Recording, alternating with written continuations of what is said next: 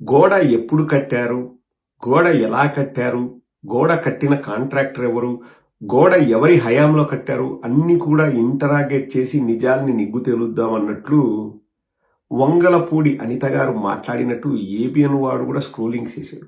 అంటే ప్రజలలో ఒక విష బీజాన్ని నాటాలనుకున్నారు. అంటే ఏది, ఆ గోడ కట్టింది కూడా జగన్మోహన్ రెడ్డి గారి హయాంలో అంట. జగన్మోహన్ రెడ్డి గారి హయాంలో గోడ కట్టినా చెడ్డ పేరు రావడానికి గోడ కూడా వెయిట్ చేసిందంట. ఏది, చంద్రబాబు నాయుడు ముఖ్యమంత్రి అవ్వగానే చంద్రబాబు నాయుడు హయాంలో నేను కూలిపోతా అని ఆ గోడ కూలి చంద్రబాబు నాయుడుకి చెడ్డ పేరు తీసుకురావాలని చెప్పేసి ఆ గోడ కూడా ఆగి ఇప్పుడు కూలిందన్నట్లు మాట్లాడారు. కానీ వాస్తవాలు తెలియాలి, మీ అందరికీ తెలియాలి, ప్రపంచం మొత్తానికి తెలియాలి. వాస్తవాలు తెలిస్తే ఎంత దారుణంగా ఉన్నాయి, ఎలా ఆ కాంట్రాక్టరు దాన్ని త్వరితగతిన పూర్తి చేయాలని ఎలా చేశాడు, ఎందుకు చేశాడు, ఎవరు ఇబ్బంది పెట్టారు, ఎవరు ఫోర్స్ చేశారన్నది కూడా ఏదో అక్కడ ఒక అధికారి అడుగుతుంటే ఆ కాంట్రాక్టర్ చెప్తున్నాడు. ఒక్కసారి వినండి. ఈ విషయము 10 మందికి మీరు తెలియజేయండి. చేస్తారు కదా, తెలియజేస్తారు కదా. వాళ్ళు మాట్లాడితే మనం చూపిస్తున్నాం. ఒక్కసారి వినండి. కింద నుంచి జరిగిన వర్క్ అన్ని ఉంది కదా, టెస్టింగ్ చేస్తారా? ఎక్కడ చేశారు? ల్యాబ్ పెట్టలేదు. అదే ల్యాబ్ పెట్టలేదు కాబట్టి వాళ్ళు హైర్ చేసుకోవాలి సార్. అయితే ల్యాబ్ పెట్టాలి గవర్నమెంట్ కండిషన్ ప్రకారం. లేదా ల్యాబ్ ఏదో ల్యాబ్ ని వాళ్ళు హైర్ చేసుకుని టెస్ట్ అన్ని వాళ్ళు చేయించాలి. ల్యాబ్ హైర్ చేసుకున్నారు. ఇప్పుడు ఈ వర్క్ జరిగినప్పుడు టెస్టింగ్ చేశారా?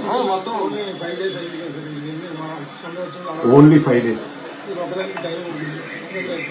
6 days జరిగింది సార్. ప్రతి 20 వచ్చిన బస్సులు ఇదే లోడ్ పెట్టేసాను. ఈ విండ్కి ఇప్పుడు ఎక్కింది సార్.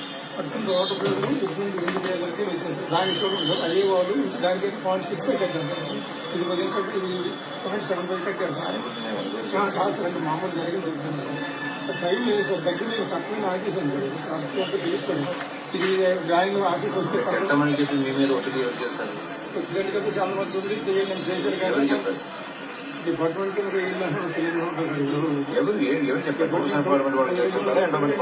ఇద్దరు కూడా మామూలుగా వర్క్ సంవత్సరంలో చేయాలని కొన్ని అడ్డంకులన్నీ చేయండి రిక్వెస్ట్ చేశారు సార్. నేను కూడా వచ్చి దేవుడి కార్యక్రమం కదని దీన్ని డ్రాయింగ్ లేకపోయినా అధిగమించి చేస్తే అప్పుడు వర్క్ చేసేటప్పుడు ఏ ఇంజనీర్ వచ్చి చూసారు?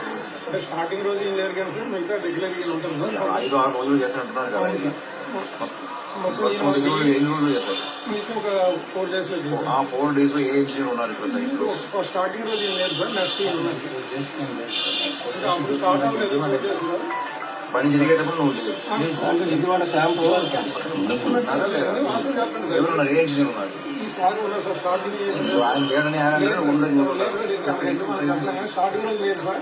వర్క్ జరుగుతున్నప్పుడు ఏం వచ్చారు. డీఈ గారు కూడా రెగ్యులర్ వస్తున్నాను సార్. దాని టైంలో మధ్యలో డీఈ గారు వచ్చి తెలియదు సార్. స్టార్టింగ్ రోజు అయితే మాత్రం ఇద్దరు లేదు సార్. ఆ వాళ్ళు తెలుసుకున్నారు, ఈ వాళ్ళు తెలుసు. స్టార్టింగ్ రోజు ఇద్దరు లేదు సార్. నెక్స్ట్ రోజుకి వచ్చారు సార్. పర్మిషన్ జరిగింది, మామూలుగా రెగ్యులర్ గా జరిగింది. ఈ ఒకరోజు చేయండి అని అందరూ కూడా చెప్తే నేను చేయండి సార్. ఆఫీస్ ఇక్కడ వస్తుంది కదా, అప్పుడే చేద్దాం లేదు ఏదో టెంపరీ కదా చేయండి. టెంపరీ ఈ వర్షం ఒకటి లేకపోతే మొత్తం ఇప్పుడు అరటి పండు తొక్క వలిసినట్టు మీకు అర్థమైంది కదండి. ఆ సదరు కాంట్రాక్టర్ వాడిన మాటలు టెంపరీగా ఈ గోడ కడదాము అని అన్నాడు. రెండవది, 6 రోజుల క్రితం మేము కట్టాము ఈ గోడ, ఇది నేను కట్టలేను, నాకు టైం లేదు అంటే, లేదు చందనోత్సవం వస్తుంది కదా కట్టేసే అని ఫోర్స్ చేశారంటే ఎవరు? పోలీస్ డిపార్ట్మెంట్ వాళ్ళు ఫోర్స్ చేశారా? ఎండోమెంట్ డిపార్ట్మెంట్ వాళ్ళు ఫోర్స్ చేశారంటే ఇంకా మీకు తెలియదే ఉంది సార్, డిపార్ట్మెంట్ వాళ్ళే ఫోర్స్ చేశారు, ఇద్దరు ఫోర్స్ చేశారు అన్నట్లు మాట్లాడుతున్నాడు. ఆయన ఆ వర్క్ మొదలుపెట్టిన రోజు ఇంజనీరు, అక్కడ సైట్ లో ఉండే ఇంజనీరు కూడా ఆ రోజు లేడంట. అసలు నేను రాలేదండి, నేను 4 రోజులు నేను లేను అని చెప్పేసి ఇంజనీర్ అంటున్నాడు. ఆ కాంట్రాక్టర్ ఏమో ఫస్ట్ రోజు లేడు, కరెక్టే సార్, తర్వాత రోజు వచ్చి వాళ్ళు పర్యవేక్షించారు అంటున్నాడు. చందనోత్సవం వస్తుంది, త్వరగా పూర్తి చేయండి అని చెప్పారంట. ఇంకా త్వరగా పూర్తి చేయండి, టెంపరీగా కట్టండి.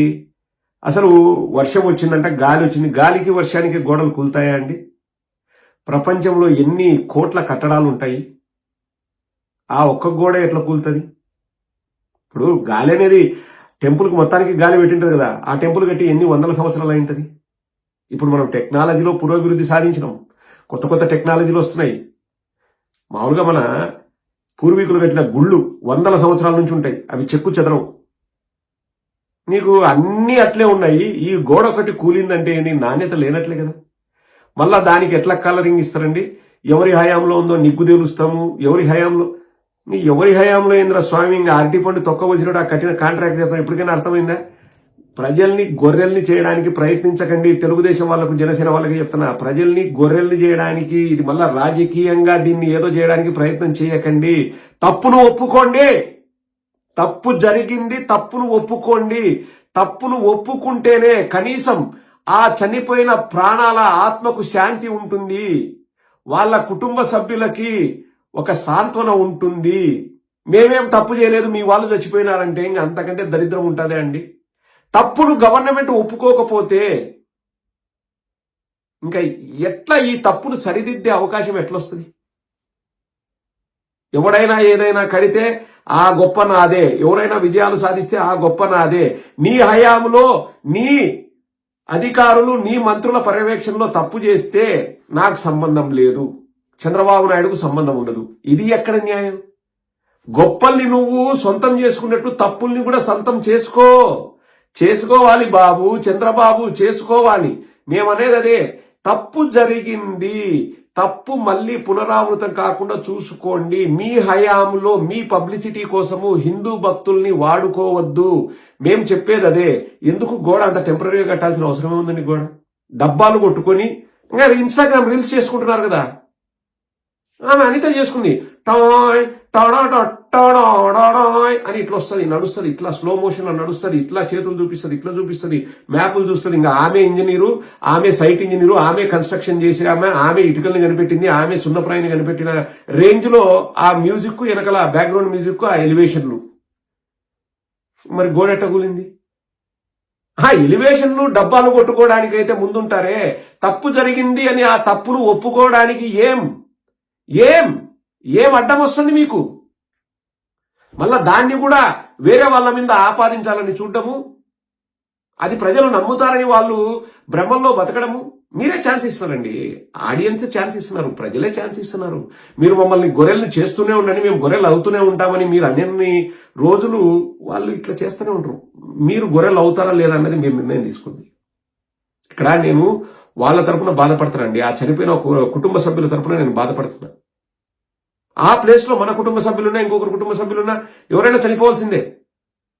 ఎందుకంటే అక్కడ తప్పు జరుగుతుంది. ఆ తప్పు పునరావృతం కాకుండా, ఆ తప్పు జరగకుండా మనం ఎప్పుడు ముందుకెళ్ళగలమంటే ఆ తప్పును మనం యాక్సెప్ట్ చేసినప్పుడే. ఇంకా మేము యాక్సెప్ట్ చేయము, మేము మంగళవారం మాటలు మాట్లాడతాము, మా హయాంలో జరగలేదని అబద్ధం చెప్తాము, జనాల్ని గొర్రెలు చేస్తాము, వాళ్ళు గొర్రెలు కాబట్టి వాళ్ళు నమ్మించే ప్రయత్నం చేస్తాము అని అడ్డంగా తిరిగి అడ్డ కూతలు కూస్తే ఇంకా అది మనుషుల్లోకి చేరిక కాదండి. మనిషి జన్మెత్తినోడు ఎవడ చేయడు. తప్పు జరిగితే తప్పు జరిగిందని యాక్సెప్ట్ చేయండి. ఇంకొకసారి హిందువుల్ని పబ్లిసిటీకి వాడుకోకండి. హిందూ మనోభావాల్ని వాడుకొని రాజకీయాలు చేయాలని ప్రయత్నం చేయకండి. ఇటువంటి విపత్కర పరిస్థితులు ఎదురవుతాయి. గుర్తు పెట్టుకోండి అని చెప్పేసి వార్నింగ్ ఇస్తున్న ఈ కూటమి ప్రభుత్వానికి. ఇంకొకసారి శాలువా వేసుకొని పవన్ కళ్యాణ్ వచ్చినారంటే ప్రశ్నించండి. 7 మంది చనిపోతే గోడ కూలి, ఎందుకు ఆ రోజు నువ్వు బయటికి రాలేదు? ఈ రోజు వచ్చేసి ఐఎమ్ సనాతని అది అంటున్నావు, సిగ్గులేదాక నీకు? ఈ డ్రామాలు కట్టి పెట్టని చెప్పేసి గడ్డి పెట్టండి. లేదు పెట్టానండి, వీళ్ళ గడ్డి పెడితేనే ఇంకొకసారి రాజకీయాల్లో కులాల్ని మతాల్ని వాడరు. They need to be very careful. ఎప్పుడు వాళ్ళు అలా బుద్ధి తెచ్చుకుంటారంటే మనం గట్టిగా ఉండి మనం స్ట్రాంగ్ గా ఉన్నప్పుడే. మనం స్ట్రాంగ్ గా ఉండాలా లేదా నిర్ణయం తీసుకోవాల్సింది మీరే. రాజకీయాలు అన్నవండి ప్రజల జీవన ప్రమాణాలని బాగుపరచడానికి రాజకీయాలు.